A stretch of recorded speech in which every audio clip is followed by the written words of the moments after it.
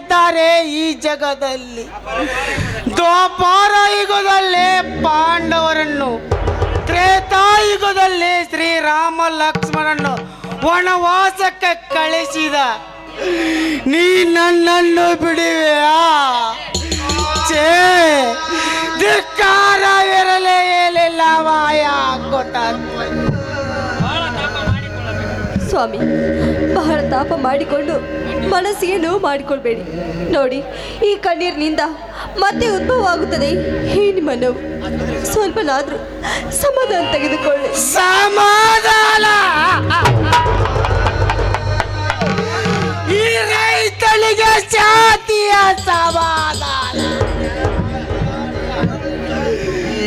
ಕೇಳು ಜಯ ಕೇಳು, ಕಪಿಲ ಬಿಲ್ಲಿಗಾಗಿ ಮಾಡಿಕೊಂಡ ಏನಿಲ್ಲ ಸಮ. ಬಂಗ್ಲೆ ಗುಂಡಿನ ಬಲೆಗೆ ಆತ್ಮಿಗೆಳೆಯನ್ನು ಕಳೆದುಕೊಂಡಾಗ ಮಾಡಿಕೊಂಡ ಏನಿಲ್ಲ ಸಮಾಧಾನ. ಅಡತಿ ಅಂಗಡಿಯಲ್ಲಿ 68 ಚೀಲ ಶೇಂಗ ಹಚ್ಚಿದ. ಇಡೀ ಗುಡೌನ್ಗೆ ಬೆಂಕಿ ಬಿದ್ದು ಅದರಲ್ಲಿ ಎಲ್ಲ ಶೇಂಗ ಸೊಟ್ಟು ಭಸ್ಮ. ಮಾಡಿಕೊಂಡ ಏನಿಲ್ಲ ಸಮಾಧಾನ. ಅನಾಥ ಮಗು ಒಂದು ಮಗಳಾಗಿ ನನ್ನ ಮನೆ ಸೇರಿದಾಗ ದುಷ್ಕರ್ಮಿಗಳ ಕಾಮದ ಬಲೆಗೆ ಸಿಕ್ಕು ಮಸನ ಸೇರಿದಾಗ ಮಾಡಿಕೊಂಡ ಏನಿಲ್ಲ ಸಮಾಧಾನ ಜಯ.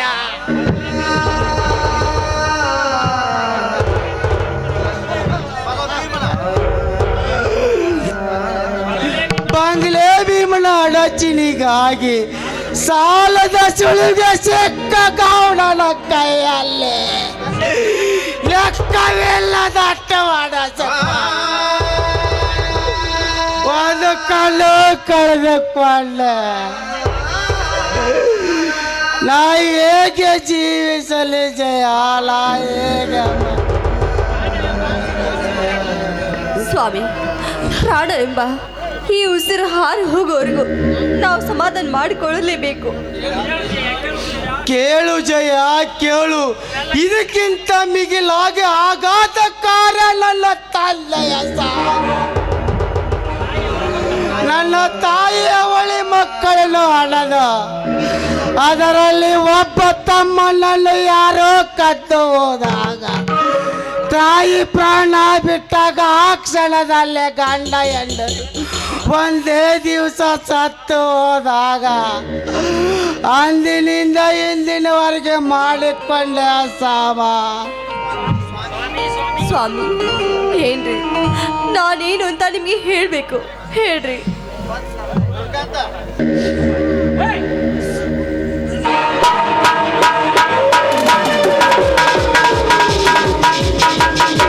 ಯಾರಪ್ಪ ನೀನು? ಯಾಕೆ ಈ ಮಾತೆಯ ಮುಂದೆ ಕಣ್ಣೀರು ಹಾಕುತ್ತಿರುವೆ?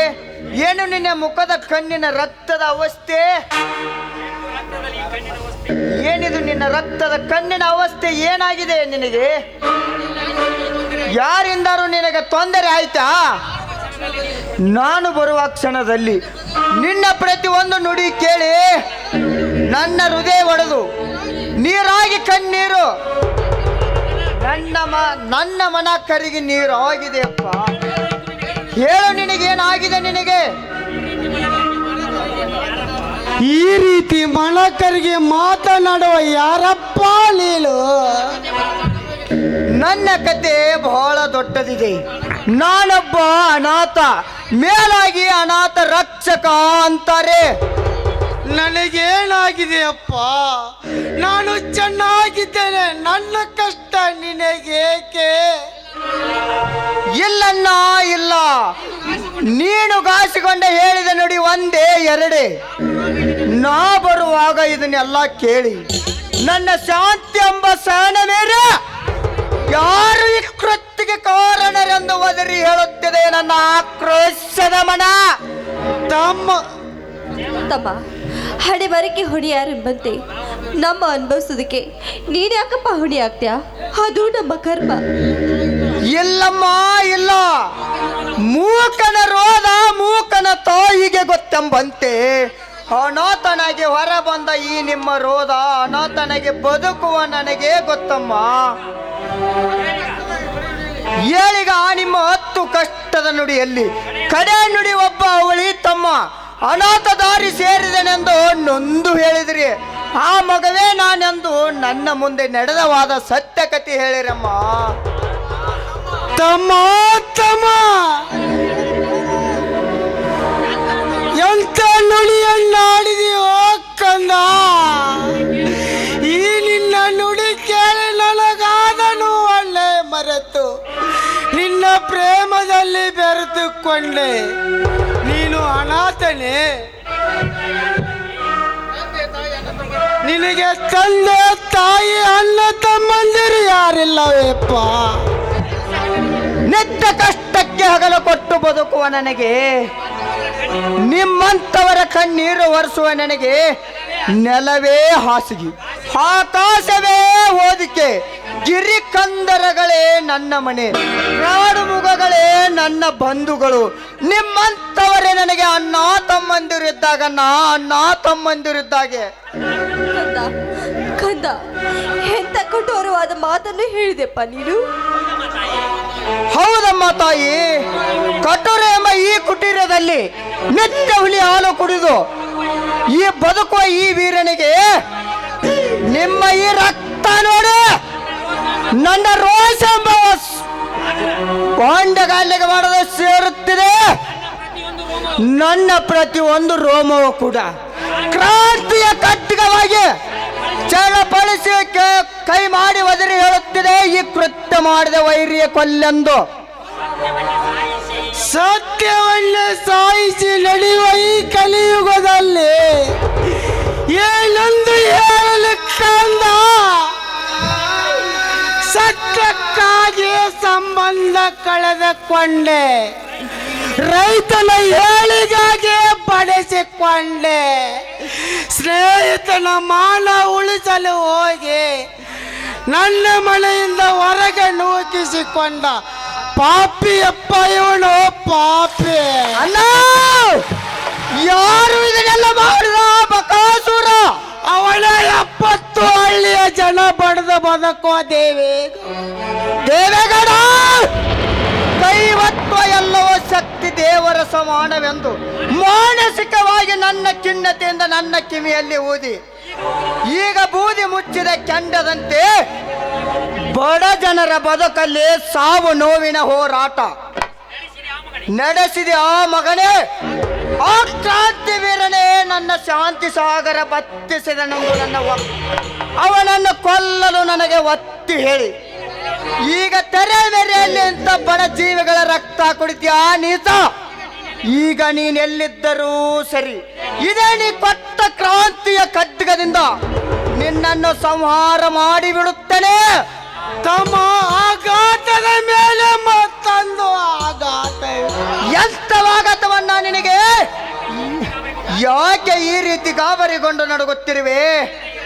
ಇಂದಿನಿಂದ ಈ ರವಿಕಾಂತ ನಿನ್ನ ತಮ್ಮ ಇದ್ದಾಗೆ, ನೀ ಯಾವುದಕ್ಕೂ ಚಿಂತೆ ಮಾಡಬೇಡ. ಹೆದರಿಕೆ ಹಾಗೆ ತಪ್ಪ. ಯಾಕಂದ್ರೆ ಆ ಕ್ರಾಂತಿ ವೀರ ಅವನು ನನ್ನ ತಮ್ಮ ಕಳು. ಅವನನ್ನು ಕೊಲ್ಲಬೇಡ, ಪಾಲಿನ ಕೈ ಹೋಗುತ್ತಾಳೆ. ಏನು? ಆ ಕ್ರಾಂತಿ ವೀರ ನಿನ್ನ ತಮ್ಮನೇ? ಛೇ, ಎಲ್ಲವೋ ವಿಚಿತ್ರವೇ ಸರಿ. ಇರಲಿ, ಮೊದಲು ನನ್ನೊಂದಿಗೆ ಆಸ್ಪತ್ರೆಗೆ ಬನ್ನಿರಣ್ಣ.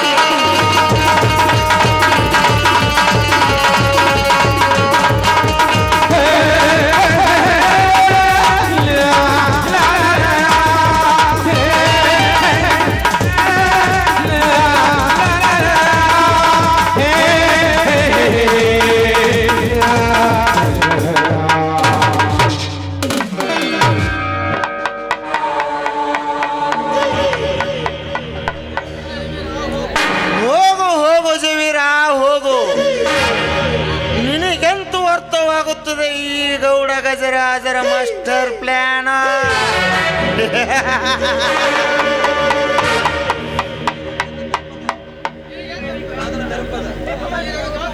ಈ ರವಿಕಾಂತನ ದರ್ಪದ ಕೊಂಡಿಯಿಂದ ಆ ನಾಗ ಸರ್ಪ ದೇವೇಗೌಡ ಅಂಡರ್ನಲ್ಲಿರುವಾಗ ನೀನೆಲ್ಲಿ ಬಚಾವಾಗಲಿಕ್ಕೆ ಸಾಧ್ಯವೇ ಇಲ್ಲ.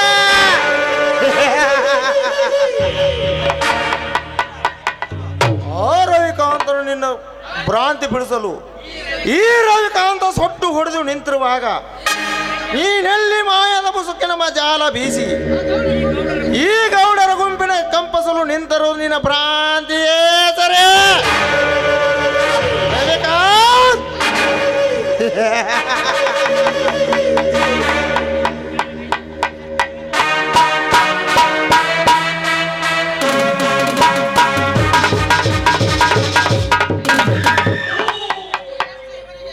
ನೀನೆಷ್ಟು ಇವರಿಗೆ ಉಪಚಾರಗೈದು ರಕ್ಷಿಸಿದರು, ಇವರೇನು ಉಪಚಾರ ಅವಶೇಷ ಗಡಿಯಲ್ಲಿ ನಾ ಸಿಲುಕಿಸಿ ಈ ನಗರದಲ್ಲಿ ನಾವೇ ನಾಯಕರೆಂದು ಮೆರೆಯುವ ಹಾಗೆ ನಿಮ್ಮಿಂದಲೇ ಕೈಗೂಡಿಸಿ ನಾ ಮತ್ತೆ ಆ ರಾಧಿಕಾಳನ್ನು ಕಂಡು ಆ ಎರಡು ಸರ್ವಸ್ತಿಗೆ ನಾನೇ ಒಡೆಯನಾಗದಿದ್ದರೆ ನಾನು ಲೈನ್ ಕಿಂಗ್ ಗಜರಾಜನೇ ಅಲ್ಲ.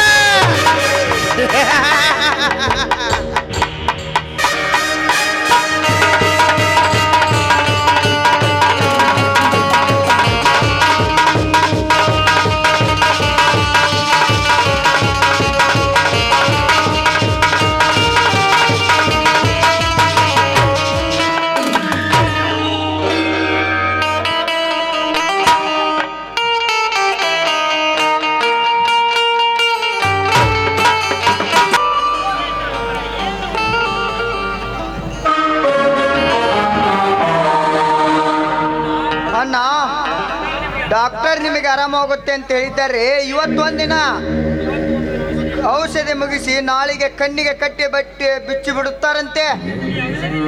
ಹಾ, ಈ ಔಷಧಿ ಇಲ್ಲೇ ಇರಲಿ.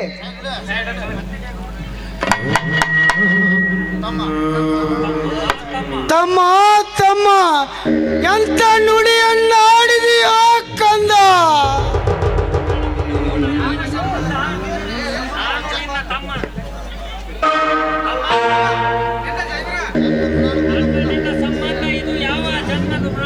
ನನ್ನ ನಿನ್ನ ಸಂಬಂಧ ಯಾವ ಜನ್ಮದರು ನಾನು ಬಂದವೋ ನಾ ಕಾಣೆ.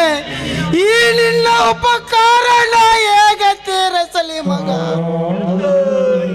ಎಂತ ಮಾತನ್ನಾಡಿದೆ ಅಣ್ಣ ನೀನು. ಈ ಸೂರ ತಮ್ಮ ನಿನ್ನೊಂದಿಗಿರುವಾಗ ನೀನ್ ಯಾವುದಕ್ಕೂ ಚಿಂತೆ ಮಾಡಬೇಡ. ನನ್ನ ಕರ್ತವ್ಯ ನಾನು ಮಾಡಿದ್ದೇನೆ. ಹಿಂದಿನ ಜನ್ಮದಲ್ಲಿ ನಾನೇ ನಿನ್ನ ತಮ್ಮ ಯಾಕಾಗಿರಬಾರದು? ನಿನ್ನೆಯಿಂದ ನಾನು ಈ ತಾಯಿಯ ಕೈ ತುತ್ತಿನ ಊಟ ಮಾಡಿದಾಗಿಂದ ನನ್ನ ಇಡೀ ಚಿತ್ರಣವೇ ಬದಲಾಗಿದೆ. ಹೌದೇನಪ್ಪ, ನಿನ್ನೆಯ ದಿನ ನನ್ನ ಆಪರೇಷನ್ಗೆ ಬೇಕಾದ ನನಗೆ ನಿನ್ನ ರಕ್ತ ಕೊಟ್ಟಿರುವೆ. ಆ ನಿನ್ನ ರಕ್ತ ನನ್ನ ರಕ್ತದಲ್ಲಿ ಬೆರೆತುಕೊಂಡಾಗಿ ನನ್ನ ತಾಯಿಯ ನೆನಪು ಬಂತು ಕಣ. ನನ್ನ ತಾಯಿಯ ಈ ರೀತಿ ರಕ್ತ ಸಂಬಂಧ ನೋಡ್ತಾ ಇದ್ರೆ, ಈ ನಿಮ್ಮಿಬ್ಬರ ಮಾತನ್ನು ಕೇಳ್ತಾ ಇದ್ರೆ ನಿಜವಾಗ್ಲೂ ನೀವಿಬ್ರು ಒಡ ಹುಟ್ಟಿದವರು ಅಂತ ಕಾಣಿಸುತ್ತೆ. ಎಂತ ಮಾತನ್ನಾಡಿದೆ ಅಮ್ಮ ನೀನು. ನಾವಿಬ್ಬರು ಒಡ ಹುಟ್ಟಿದಾಗ ಇದ್ದರೂ ಬಂತು, ಇರದಿದ್ದರೂ ಬಂತು. ಈಗ ಒಡ ಹುಟ್ಟಿದವರಾಗಿದ್ದೇವಲ್ಲ, ಅಷ್ಟೇ ಸಾಕು. ಹಾ ಅತ್ತಿಗೆ, ತಾಸಿಗೊಮ್ಮೆ ಈ ಔಷಧಿ ಹಾಕು, ನಾವು ಹೊರಗಡೆ ಹೋಗಿ ಬರುತ್ತೇನೆ. ಆಗ್ಲಪ್ಪ, ಆದಷ್ಟು ಬೇಗ ಬಂದ್ಬಿಡು. ಏನ್ರಿ, ನಡೀರಿ ಒಳಗಡೆ.